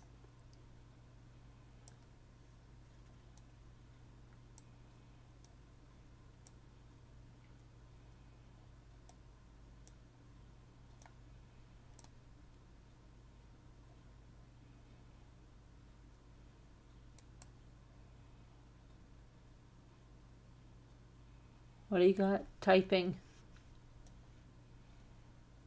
Very good, Murder.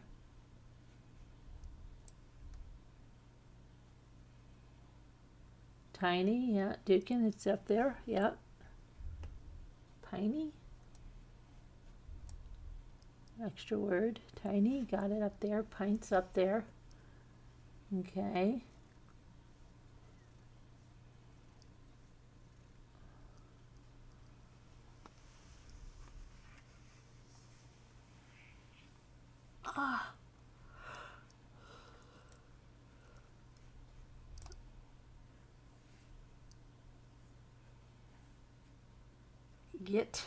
Get up and go. Tin, yeah, that'll be there. Knit, yeah, should be there. Pit, yeah, probably. Very good, Dana Marink. Okay. Ouch, ouch, ouch, I just hurt my back, my neck. Oh my goodness, I can't even speak tonight. Pity. I pity the fool, all right, Mr. T.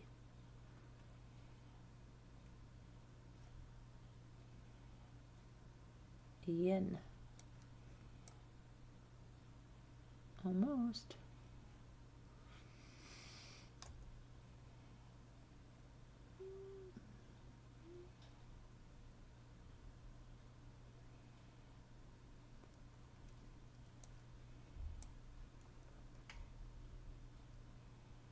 Pin. Very good. Dana Rank. Good job.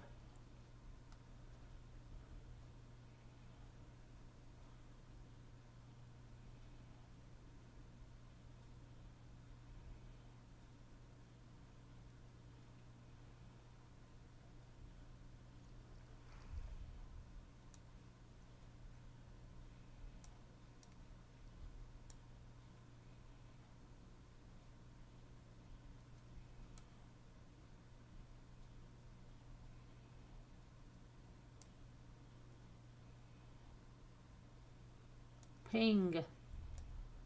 Very good. Good job. Good job.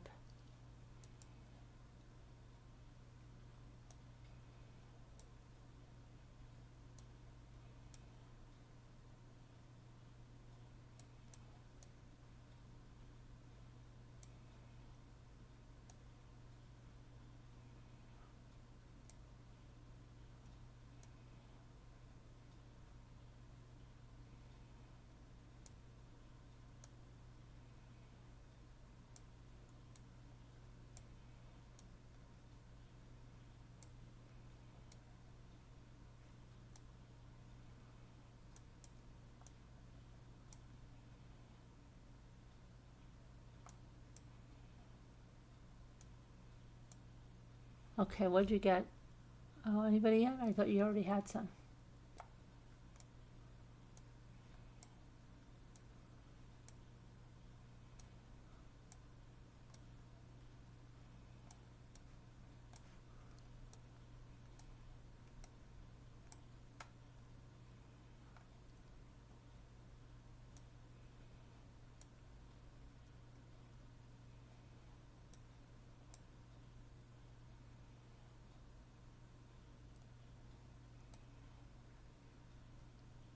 Okay, home, we got Homer.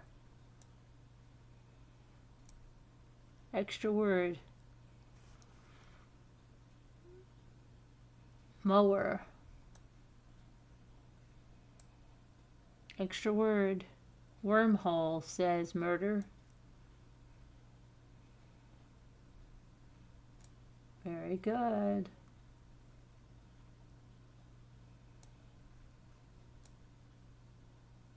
More's up there.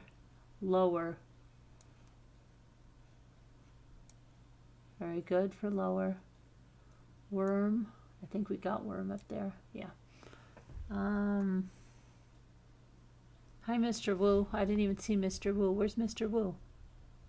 Oh, you're just saying Mr. Wu because, oh yeah, it has Mr. Wu. Look at that. Mr. Wu's name is in there. Look at that. Let's put that up. Look, Mr. Wu, you missed it. That's very good, Dookie, that you saw that. You saw Mr. Wu in there. That's crazy. How, yeah, how we already got, but what about how like that? Okay. Who? Yeah, I think we already got who. Yep, who's up there?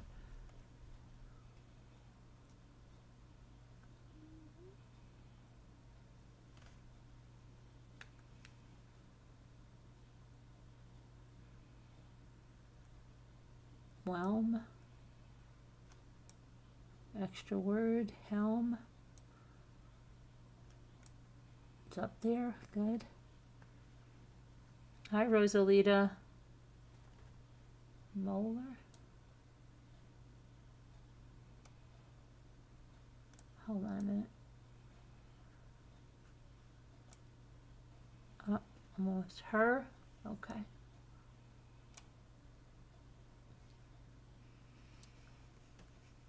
How about him? Howl. Who? Very good. Owl we have, but how about howler? Extra word. Mew. I think I did that. Extra word. One, or what do you have? What? Ore. Iron ore, chromium steel. Yeah. Ore's there.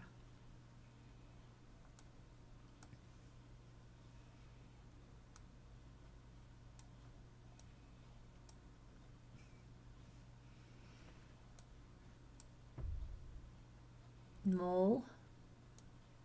Mole. Loam. Row.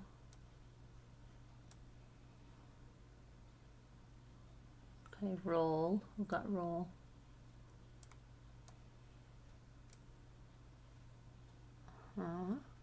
Lure, I think I did already. Howler, I think it went in the extra words. Morale. Extra words.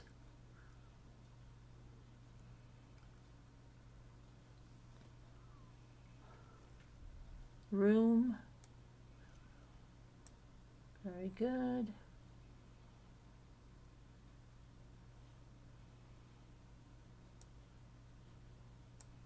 Hole.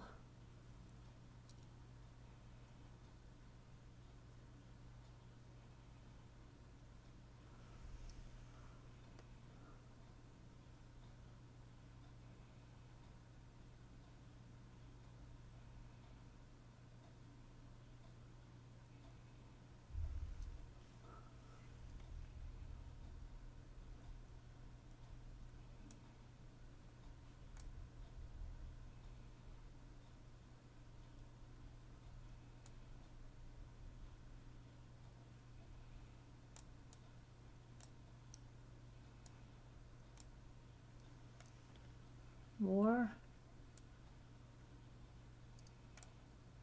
Yeah. There we go there.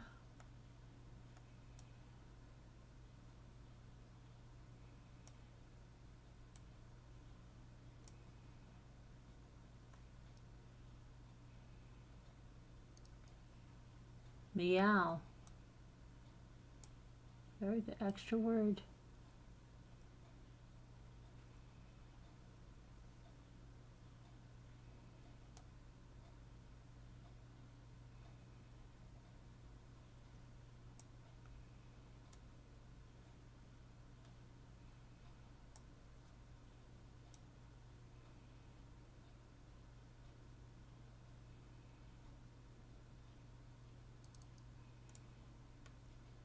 Yeah, Mr. Wu. Oh, Mr. Wu's up on the board.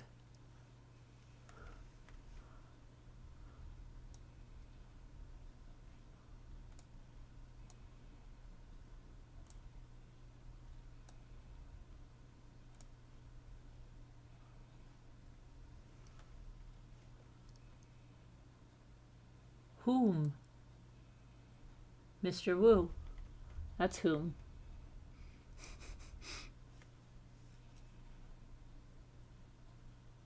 Oh, stop, Dookie. A lot of us get that. You've got to just keep going on. At least you're getting words. Right?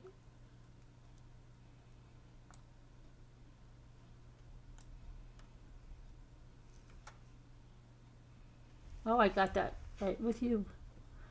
War, we both got it.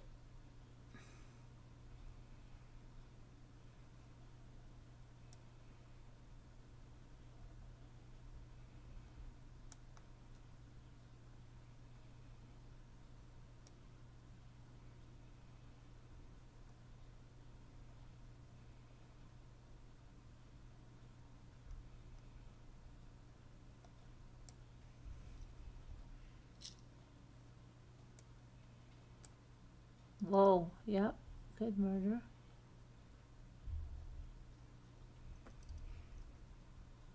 More, I think we already put that in. I think it went into the extras. Yep. The last word is going to begin with an H.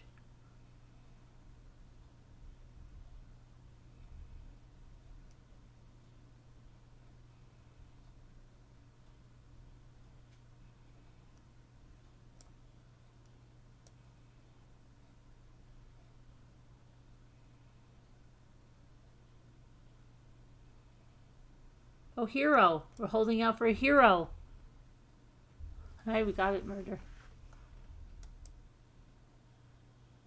Okay, we got to go to bed. Otherwise, we'll sit here and play this all night long. All night long. All right, we'll see you tomorrow, guys. I love you. God bless. Prayers. Have a good night. Be good. Let's see if I'll give you a song to see you out. Let me see. I have a new, let me see. What do we have?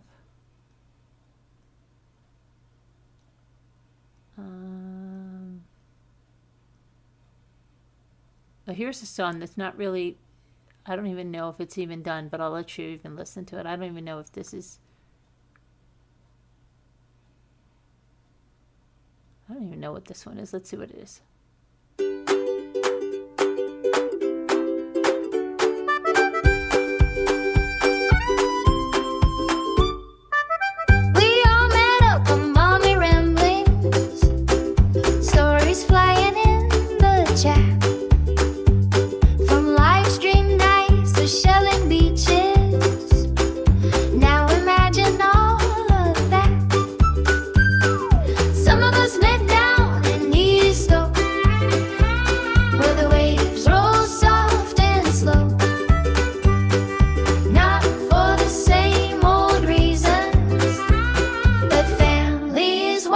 we know.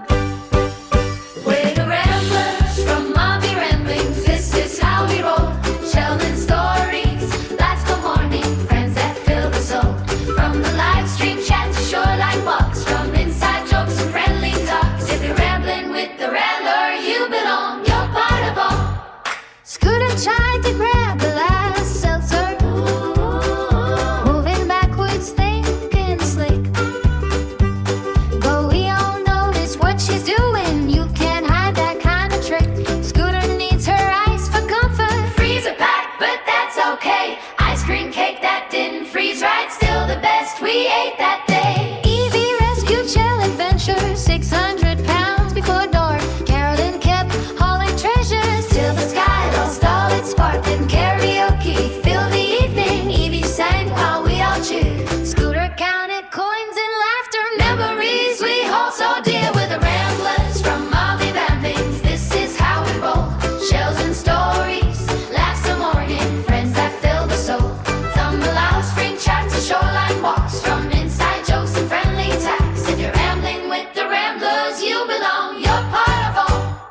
Linda laughs and points direction, says she's never quite the best, but she knows plans and gentle wisdom, and we love her just the rest. Murder of goals, wins were cookies, top words found without a fight. Heart keeps offering perspective, peace and love into the night. Bucky Ann and Carolyn shilling, sorting treasure side by side.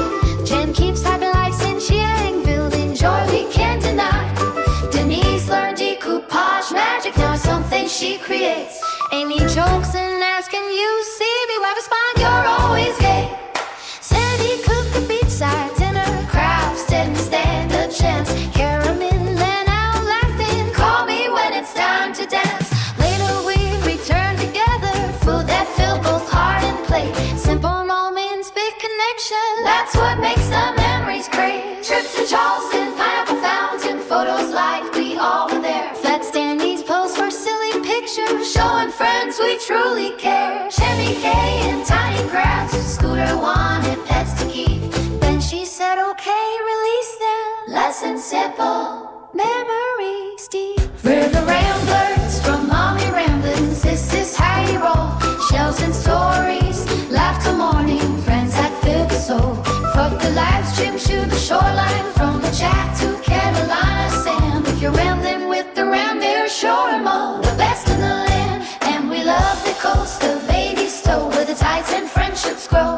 That peaceful place we all return, where hearts can heal and stories burn. Yeah, we're Ramblers from Mommy Ramblings. This is how you roll.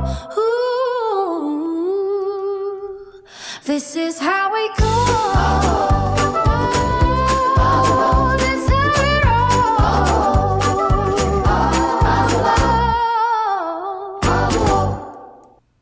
Good night, everybody. Love you. God bless. Prayers for all. Everybody needs them. And love you guys. I'll see you tomorrow. Everybody take care.